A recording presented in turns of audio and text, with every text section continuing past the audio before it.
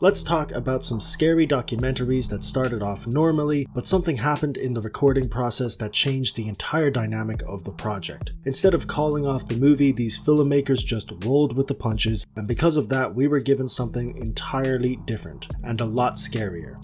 To start off our list, we have a project created by the Naudet brothers and a filmmaker named James Hanlon. This was originally going to be a documentary about a probationary firefighter named Tony. The idea was to record the process and make a project that showed us the ins and outs of the firefighting force from a newcomer's perspective. And that's what they did. However, it turned out to be quite tedious and boring as nothing major happened for months. That is until one morning when the firefighters were called to do a pretty routine gas check. It seemed like a perfectly normal morning, and for a while it was, but unfortunately they were in New York City and the date was September 11th, 2001. While they were doing this gas check, they heard a plane flying over their heads, and it was evident from how loud it was that this plane was flying very low. Jules Naudet, hearing this noise, decided to point his camera to the sky, and he saw American Airlines Flight 11 fly directly into the North Tower of the World Trade Center. There is only 3 pieces of footage that show the first plane hit the North Tower, and Naudet's recording was by far the clearest and the closest. Not only this, but he was literally with the first responders of the attacks, and Chief Pfeiffer, the head of the firehouse, decided to let Naudet record the rescue operation. This means that Naudet actually recorded footage from inside the towers, and we were given a very close-up and intimate look at the damage that was done on 9/11. It's an intense and difficult watch, and when it was released in 2002, the documentary was viewed by millions of people and it became one of the most watched documentaries of the 2000s.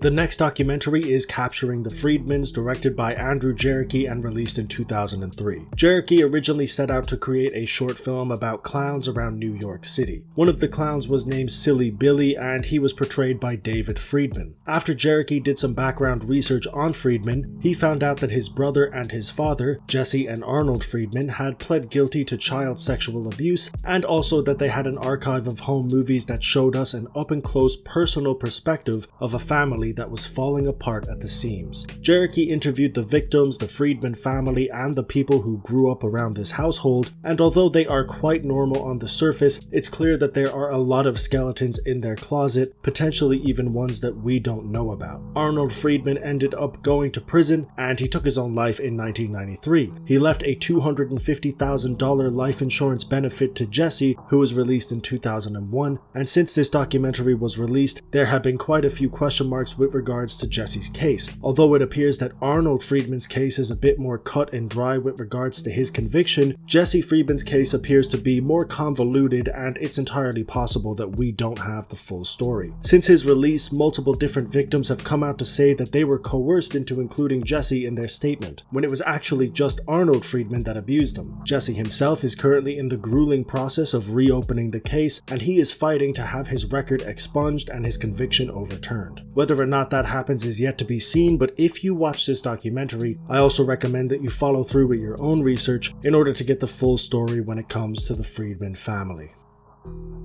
The final documentary we're going to talk about is one that I had no idea existed up until about a week ago, and it's definitely one of the hardest hitting documentaries I've seen in some time. It's called Dear Zachary, A Letter to a Son About His Father, and it was released in 2008. The director, Kurt Quinn, was friends with a man named Andrew Bagby, who was murdered by his girlfriend Shirley Turner in 2001. Soon after this, Turner revealed that she was pregnant with Andrew's child, who she named Zachary. However, because she was in jail, she was unable to take care of her son, and the custody went to Zachary's grandparents, David and Kathleen Bagby. Now, I know what you're thinking. This sounds pretty dark to begin with. Why is it on this list? Well, the answer is that Kurt Quinn originally wanted to create a memoir for Andrew in the form of a cinematic scrapbook. It wasn't supposed to be a dark exploration into his murder. It was supposed to be a gift for Zachary when he grew up that could hopefully serve as an introduction to his father's life. But while Kurt was recording these interviews, Shirley Turner somehow got out of prison on bail. This was bizarre because she was there for first-degree murder, but what's even stranger is that she decided to sue David and Kathleen Bagby for joint custody of Zachary. The woman who was on trial for murdering this child's father was now suing his caretakers for custody of him, and somehow, some way, she was successful.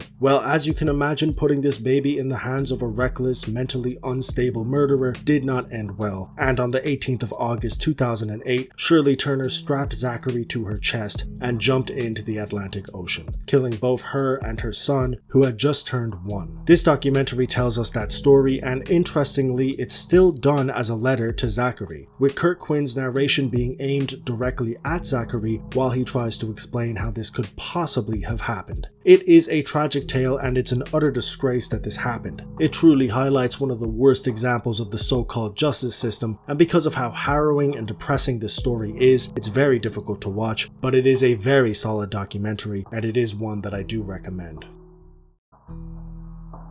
And that is it for this video. Thank you very much for watching. I know I've been away for a while on this channel, but I've been working on some main channel stuff. I actually just posted a 25-minute documentary of my own over on the main channel about a man named John Hinckley Jr. He's a man who shot US President Ronald Reagan and now has an active YouTube channel. That's kind of a really weird description of the video, but I do recommend you watch it because it is a wild story. You don't want to miss it. I'll leave a link to it right here if you want to go and check that out. But I will see you soon, hopefully back on this channel. Until then, have a good one.